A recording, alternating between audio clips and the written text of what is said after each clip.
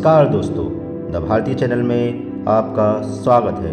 दोस्तों, क्या आपको पता है कि सैन्य जाति एक क्षत्रिय जाति है जो योद्धा वर्ग की एक शाखा है। सैन्य जाति का इतिहास गौरवशाली, महान और प्राचीन है, लेकिन बहुत से सैनियों को सैन्य होते हुए भी अपनी सैन्य जाति के बारे में कुछ नहीं पता है। सैन्य जाति की उत्पत्ति कब हुई, किसने इस जाति को स्थापित किया तथा सैन्य जाति किस धर्म को मानती है तथा किन देवी देवताओं को अपना पूर्वज मानती है, वह उनकी पूजा करती है। क्या है सैन्य जाति का इतिहास, सब कुछ आज के इस वीडियो में हम जानने वाले हैं, इसलिए वीडियो को बिना स्किप किए पूरा जरूर देखना। यूँ तो सनातन धर्म में किसी भी जाति वर्ग के इतिहास को लेकर हजारों धारणाएं हैं, चाहे वे ब्राह्मण हो, क्षत्रिय हो, वैश्य हो या शूद्र हो, पर किसी भी इतिहासकार या विद्वानों के द्वारा जाति की उत्पत्ति के लिए दिए गए सिद्धांतों को दो भागों में जोड़कर दिखाया व दर्शाया जाता है। पहला पौराणिक उत्पत्ति के आधार पर व दूसरा कर्म की उत्पत्ति के आधार पर। आज हम बात करेंगे पौराणिक उत्पत्ति के आधार पर। पौराणिक उत्पत्ति माली या सैन्य समाज की उत्पत्ति के बारे में पुराणों, प्राचीन ग्रंथों में उल्लेख मिलता है, जिसमें महादेव जी ने अपने रहने के लिए कैलाश वन बनाया तो उसकी हिफाजत के लिए अपने मेल से पुतला बनाकर उसमें जान डाल दी और उसका नाम बनमाली रखा। फिर उसके दो थोक अर्थात बनमाली और फूलमाली हो गए, जिन्होंने वन अर्थात कुदरती जंगलों की हिफाजत की और वे वनमाली कहलाए, और जिन्होंने अपनी अक्ल और कारीगरी से पड़ी हुई ज़मीनों में बाग और बगीचे लगाए और उम्दा फूल फल पैदा किए, उनकी संज्ञा फूलमाली हुई। मालियों की भाट उनका संबंध देवताओं से जोड़ते हैं और कहते हैं कि जब देवताओं और दैत्यों द्वारा समुद्र मथने से जहर पैदा हुआ था तो उसकी ज्वाला से लोगों का दम घुटने लगा। महादेव जी उसको पी गए, लेकिन उसे गले से नीचे नहीं उतारा। इस सब से उनका गला बहुत जलने लगा था, जिसकी ठंडक के लिए उन्होंने धूप भी बांधी थी और सांप को भी गले से लपेटा, लेकिन किसी से कुछ आराम नहीं हुआ।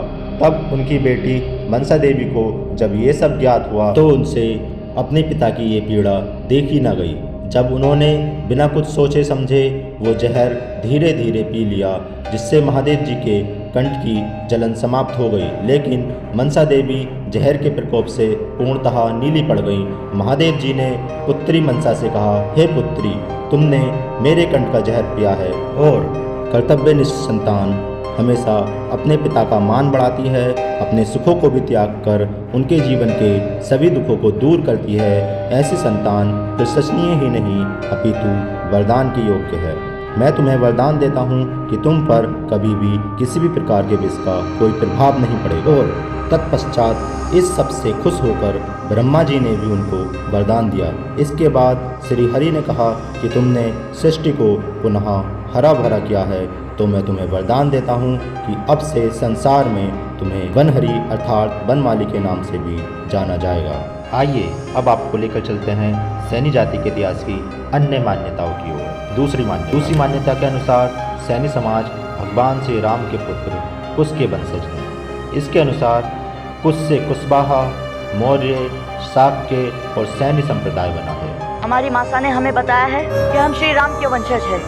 इक्ष्वाकु कुल श्रृंखला है हमारे पूर्वजों ने भी कभी किसी के आगे सर नहीं झुकाया, इसीलिए हम भी अपने कुल और वंश को अपमानित नहीं कर सकते। ये सर अपने गुरु, ईश्वर और अपने माता पिता के सामने ही झुक सकता है। तीसरी मान्यता के अनुसार अयोध्या के राजा दशरथ के सबसे छोटे पुत्र और भगवान श्री राम के अनुज शत्रुघ्न के वंशज हैं। शत्रुघ्न ने यमुना तट पर स्थित मधुबन को जीत लिया था और उसके स्थान पर मथुरापुरी नगर को बसाया था, जो वर्तमान में मथुरा है। इन्हीं सम्राट शत्रुघ्न के यहाँ सैन्य जाति के महाराजा सूरसेन का जन्म हुआ था।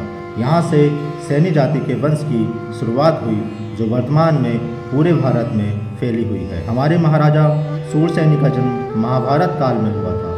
वह एक सूरवीर क्षत्रिय थे।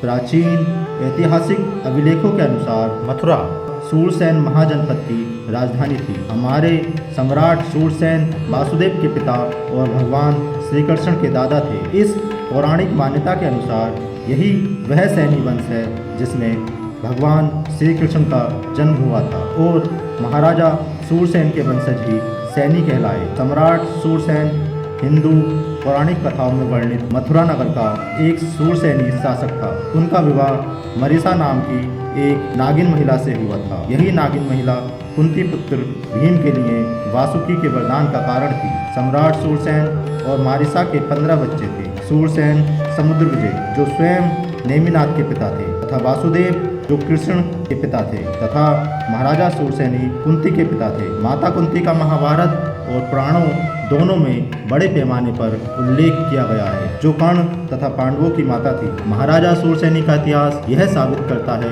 कि उनका संबंध चंद्रवंशियों और सूर्यवंशियों से था, जिसके कारण आज भी सैनी समाज के लोगों में दो राय देखने को मिलती हैं। सैनी समाज के कई लोग महाराजा सूरसेनी को चंद्रवंशी मानते हैं तो कई लोग उन्हें सूर्यवंशी मानते हैं, जबकि सैनी जाति के कई लोग यह मानते हैं कि महाराजा सूरसेनी जी का राज्यकाल चंद्रवंश और सूर्यवंश के माध्यम काल में रहा है। इसलिए सैनी जाति में एक बड़ा वर्ग अपने आप को उनसे जोड़कर केवल एक सूरसैनी मानता है। सूरसेन महाजनपद प्राचीन भारत के 16 महाजनपदों में से एक था। इसकी राजधानी मथुरा थी। मथुरा पूर्व महाजनपद के दक्षिण में स्थित थी। बौद्ध ग्रंथों के अनुसार अवंती पुत्र यहाँ का राजा था। मेरे परम मित्र शौर सैनी राजकुमार वसुदेव के साथ मेरी बहन देवकी के लग्न का सुमुहूर्त निकालिए राजजोशी। जो आ गया युवराज। सभी धन्य कहेंगे और यह शुभ अवसर सचमुच शुभ अवसर हो जाएगा। मेरी पुत्री के जन्म का नाम तो पृथा था। इसकी माता नागवंशभूषण आर्य की कन्या और इसके जनक है यदुकुल श्रेष्ठ सूरसेन, जिन्होंने कुंती भोज को अपने प्रेम का ऋणी बनाया। तो ये थी हमारे प्राचीन इतिहास की पौराणिक सिद्ध मान्यताएं। आपकी क्या राय है कमेंट में जरूर बताएं और गर्व से बोला करो कि हम क्षत्रिय सैनी हैं। और इस वीडियो को ज़्यादा से ज़्यादा लोगों तक पहुंचाना है और चैनल को सब्सक्राइब करके साथ में घंटी वाला बेल आइकन जरूर दबा दें। वीडियो में लास्ट तक बने रहने के लिए धन्यवाद दोस्तों।